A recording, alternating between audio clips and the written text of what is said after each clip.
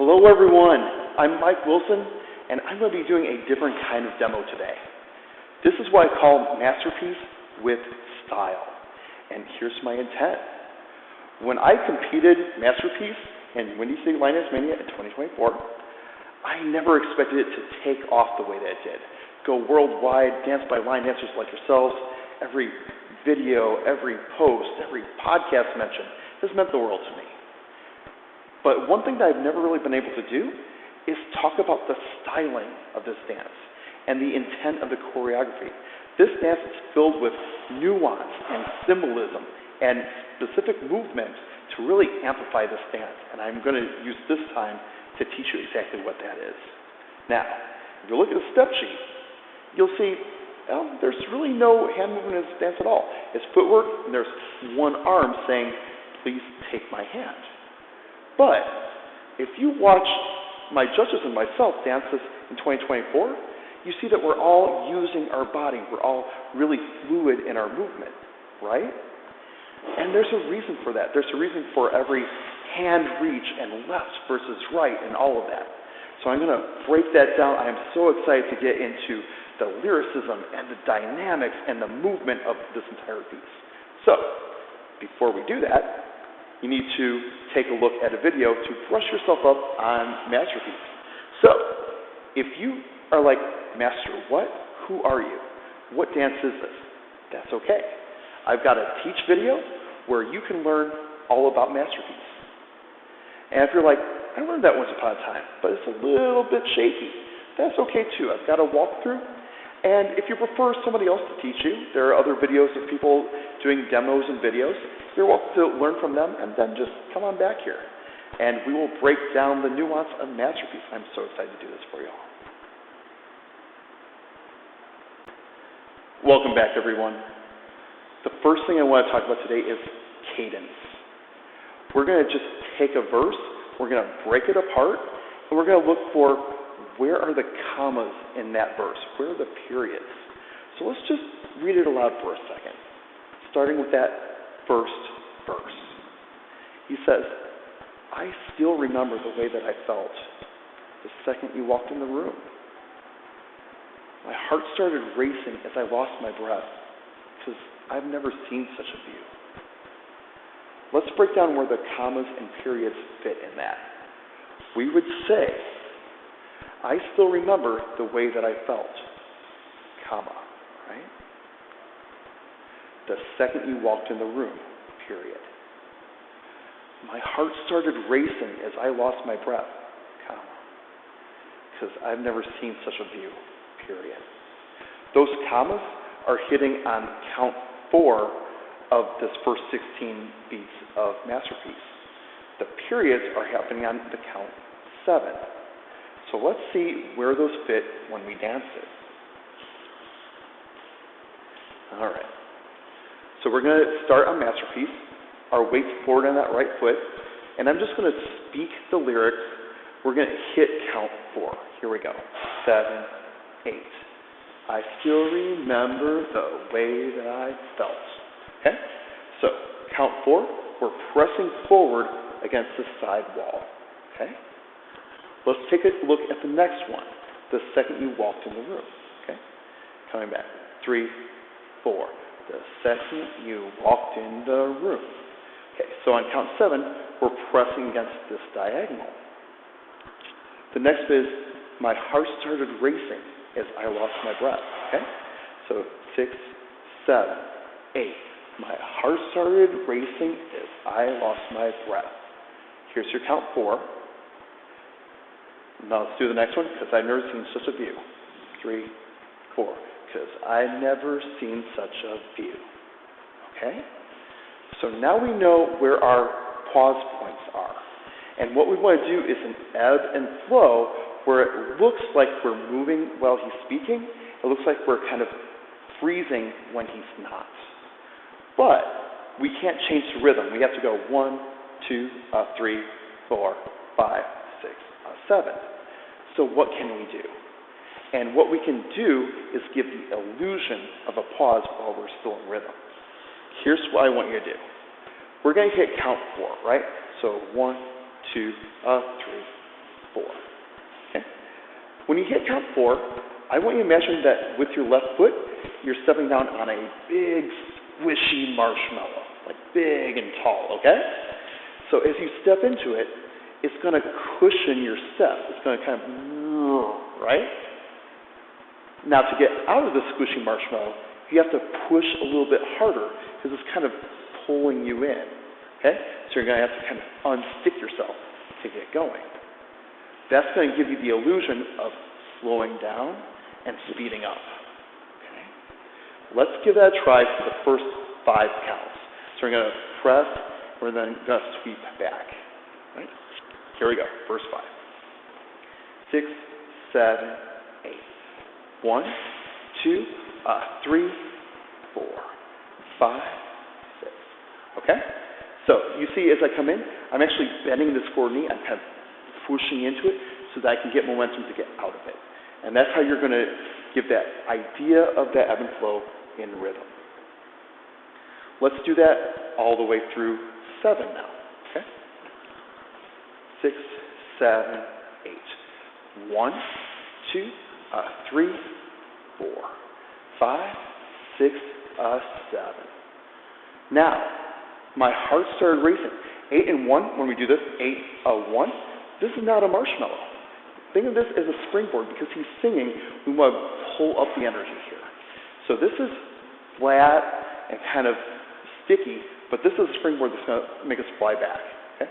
So 7, 8, 1, 2, 3, another sticky. Sway, sway, sticky. All right? So, go through, think about that idea when you look at cadence. The next thing I want to talk about is lyricism. Think about what he's talking about and what the story is. This is really an expression of love, pure love.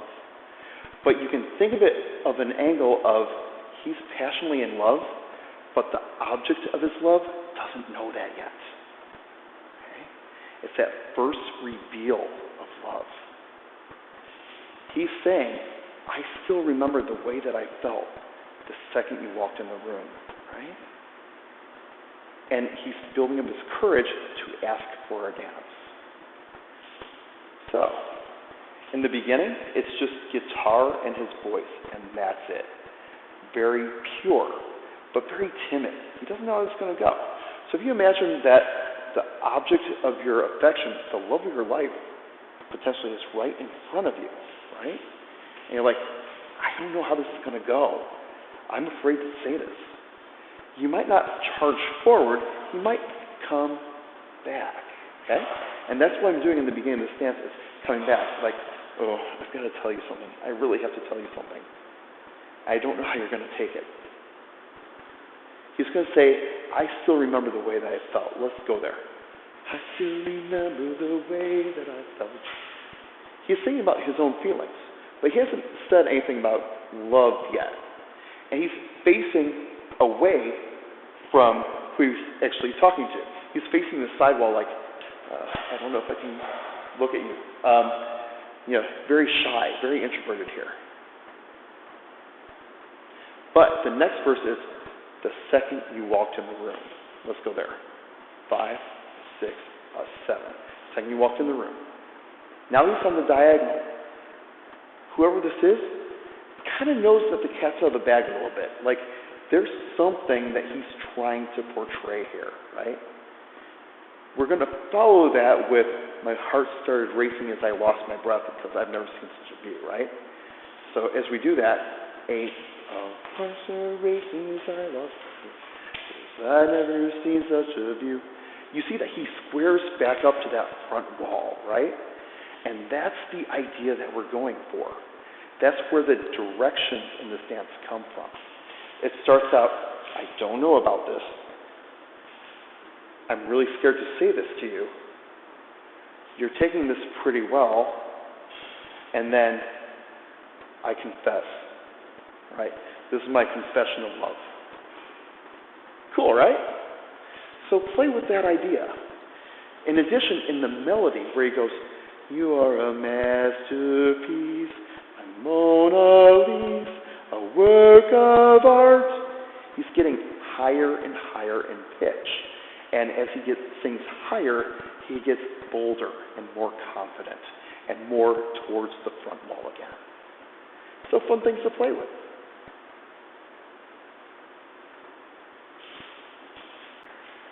The next thing we want to talk about is body angles and positioning.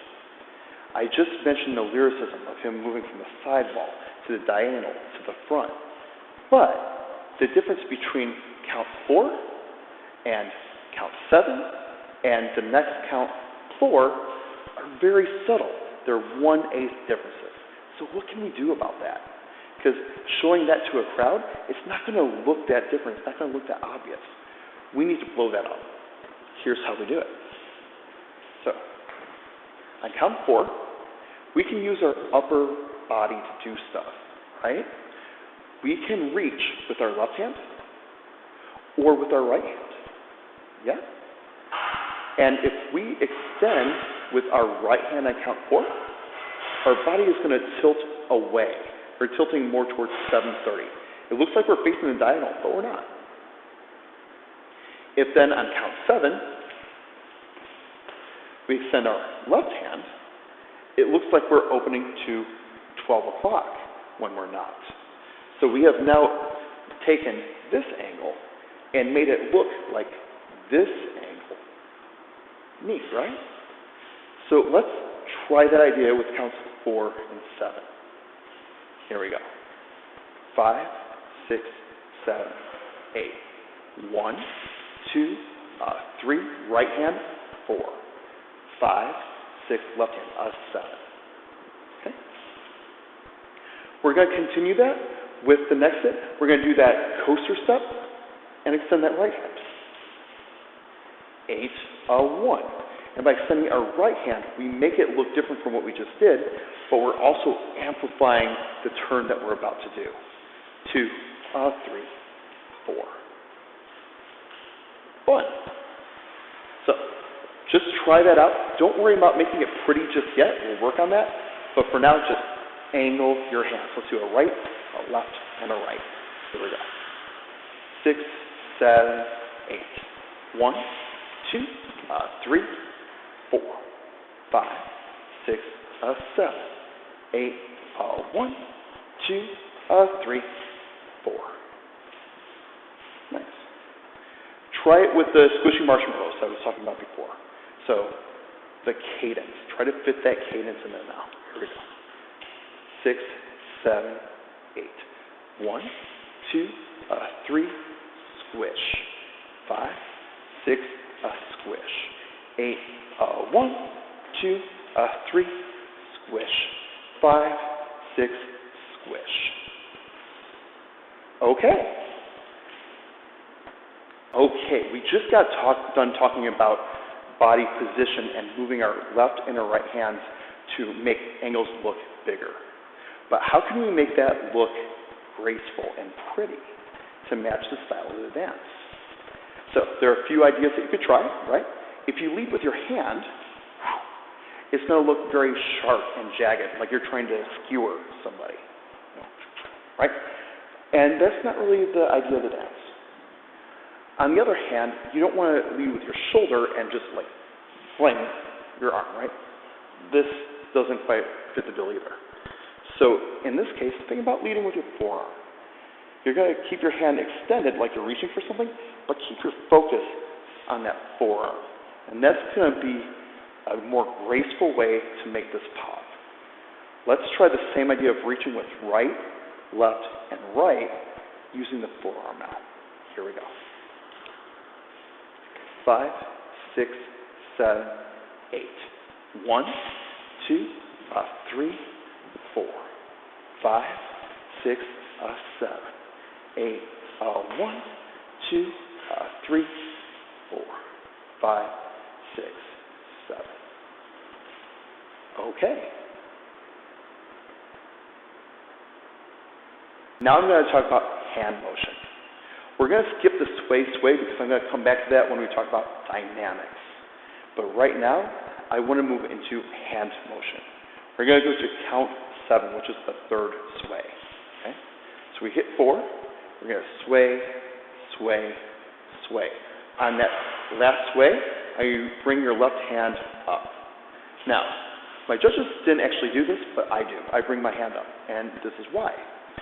He is singing in the verses about starry night, about the perfect view, and it's actual starry night, not just the art starry night, so everything is up. So up.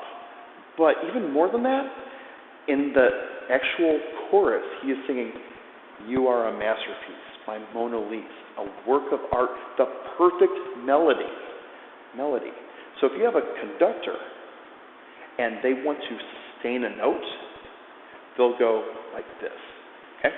Palm up, and you play that note until they tell you not to.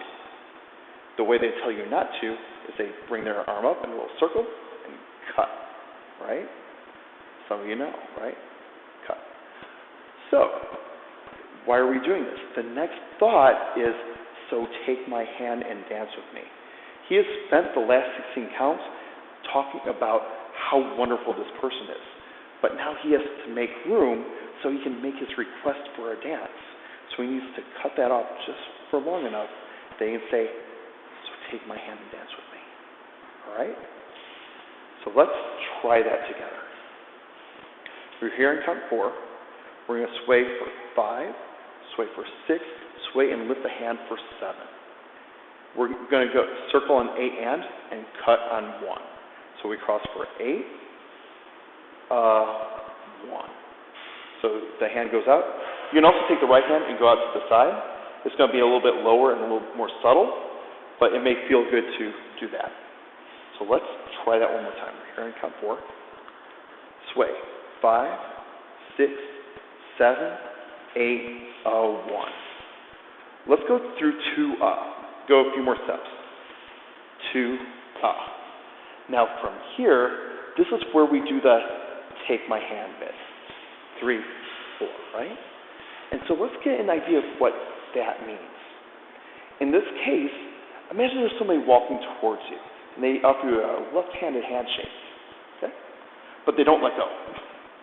And you are planning to go this way, and you're like, yoink, and you get yanked around, okay?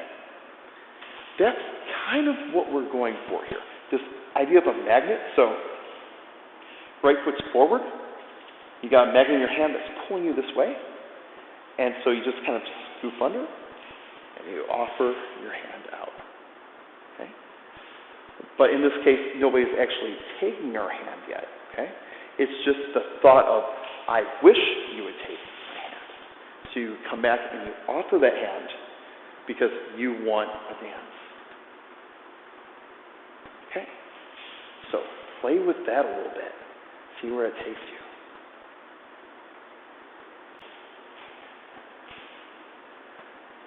This part I have wanted to talk to for such a long time.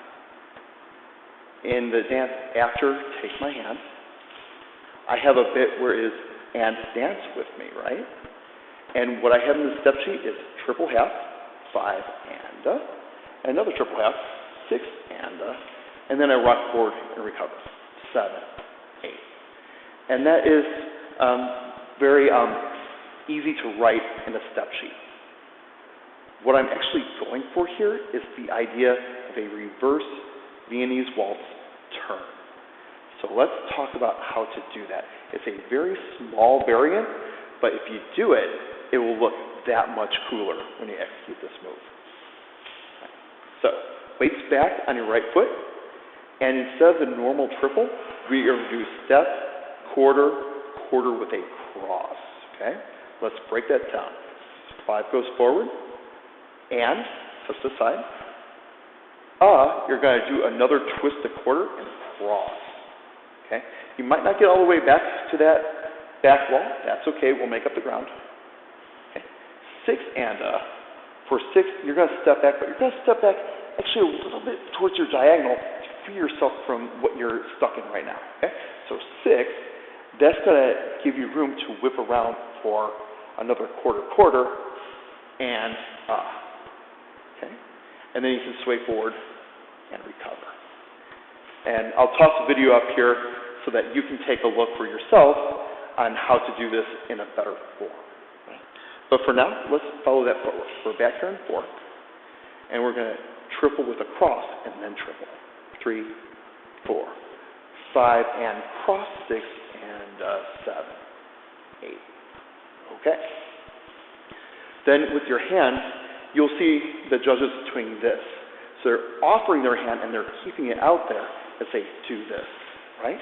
Because it looks like you're actually dancing. If you want to look very Viennese, you can move the hand out a little bit. You can even take your right hand and put it up as if you're grabbing somebody's hand and shoulder. So if you are the male lead for a Viennese waltz, your lady's shoulder and hand, right? And you are going to triple, triple. When you get to the 7, we're going to release this hand. Thank you for the dance. 7. And then with your right hand here, we're going to pull that into our heart. 8. So thank you. I will remember this forever. Let's try that. We're back here on 4. Just offered our hand. 3, 4, 5, and a 6, and a 7, 8. Okay. Try it out. See what you think.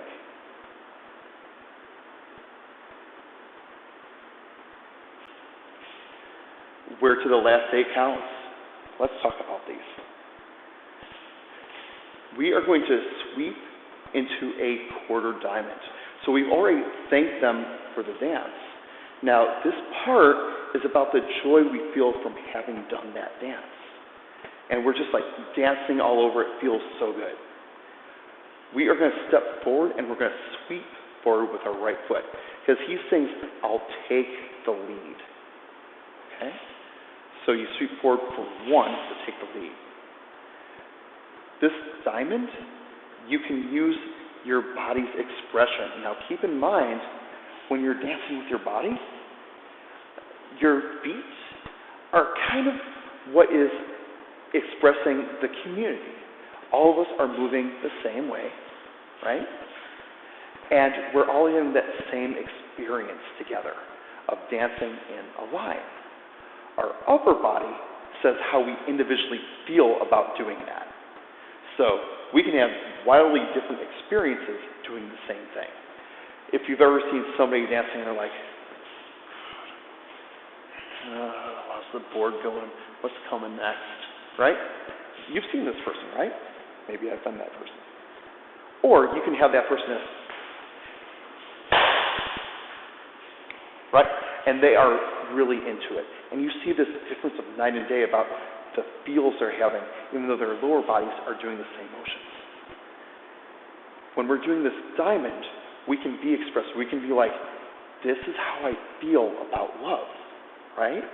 And so we can do this kind of, okay, yeah, nothing to do, right? But we said we'll take the lead, right? So we're taking the lead about our own emotions here. So if we want to really expand, we can do that to express how we feel. Let's finish this out with the last bit. You'll see me come forward, and I'll bring my hands up loosely in front of me, and then as I step back, throw them to the side. So the idea here is you're thanking this person for the dance. You're giving a hug, and then as you toss your hands away to start the dance, you're saying, thank you so much, and I want to relive this moment over and over. Okay? So thank you, and let's try it again. See what you think. Last topic I want to go over is dynamics. When you're dancing this dance, it kind of swells and shrinks back. So verses 1 and 2, or waltz 1 and 2, I should say, they are very quiet. It's just himself and a guitar, very introverted, very introspective. In fact, the first verse he says, my heart started racing as I lost my breath. And that's where we hit the sways, right? So I will take my hands and I'll point them in towards me because I'm being inward and I'm swaying, but I'm a little bit more subdued. On wall 2, I may lead a little bit more, but still hands together.